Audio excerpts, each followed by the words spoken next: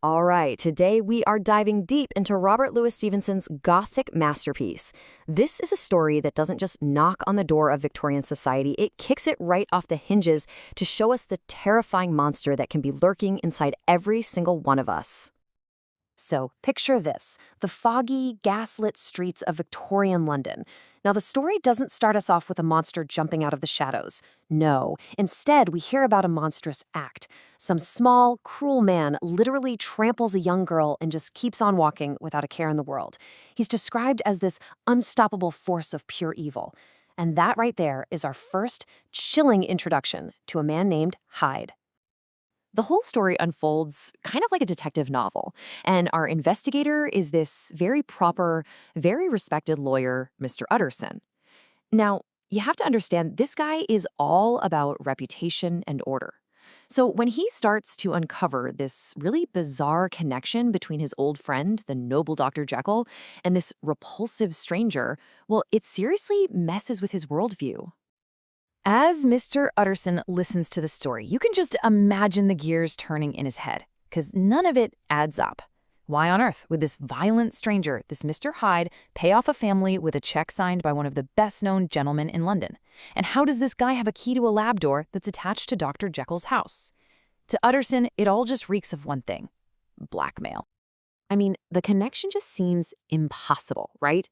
On one side, you've got Dr. Jekyll. He's the model of a perfect Victorian man. Wealthy, kind, everyone respects him. On the other side, you've got Hyde, a guy so physically and spiritually ugly that people feel this deep, gut-level hatred for him the second they see him.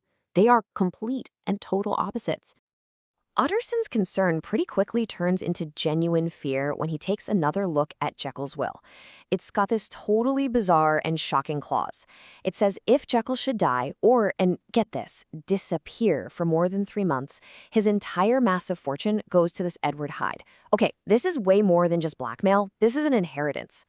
So, when Utterson finally confronts his friend about it, Jekyll just gets pale and defensive. He refuses to explain anything, just insists that he's got it all under control and can get rid of Hyde anytime he wants. But, his nervous energy tells a completely different story, and it leaves Utterson more worried than ever. So, what started as just a private worry for Mr. Utterson is about to explode into public horror. This sinister partnership escalates from quiet rumors and weird legal documents to just brutal, shocking violence right on the streets of London.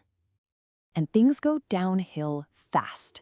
Almost a whole year goes by quietly, and then, bam, Hyde's violence just erupts into murder. Every clue that follows, this suspicious letter, a friend's sudden death from sheer shock, it all just pulls Utterson deeper and deeper into this terrifying puzzle.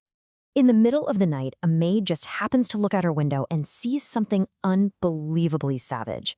She sees Mr. Hyde, in a sudden fit of pure rage, clubbing a kindly old gentleman to death with a heavy cane, and then trampling the body with what she calls ape-like fury. The entire city is thrown into a panic. And now, every single piece of evidence starts to tighten the net around Dr. Jekyll himself. The murder weapon? It's a cane that Utterson personally gave to Jekyll as a gift.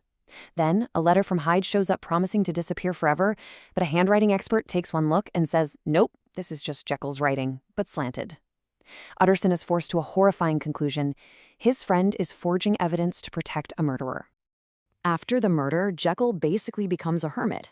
He locks himself away in his laboratory, and his servants are completely terrified. They keep hearing strange noises from behind that locked door. Utterson realizes he has to find out the truth, no matter how awful it turns out to be. The whole thing comes to a head when Jekyll's loyal butler, Poole, shows up at Utterson's door, his face just pale with terror. He is convinced Dr. Jekyll was murdered weeks ago, and that some other creature, something not quite human, has taken his place in the lab, constantly crying out for some kind of chemical. So Utterson and Poole race over to the house. And sure enough, from behind the locked lab door, they hear this desperate voice. And they recognize it. It's Hyde's. With no other choice, they grab an axe and just start smashing their way in. So they finally break in, and the lab is silent. On the floor is the body of Edward Hyde, twitching. He's dressed in Jekyll's clothes, which are way too big for him, and there's an empty vial of poison in his hand. He's killed himself. But this just leads to the most baffling, terrifying question of all. If Hyde is here, where is Dr. Jekyll? Well, the answer to the mystery isn't actually in that room. It's waiting for Utterson back in his office in the form of 2 letters. The first one is from his friend, Dr. Lanyon, who, you'll remember, died recently from what he would only describe as a profound shock.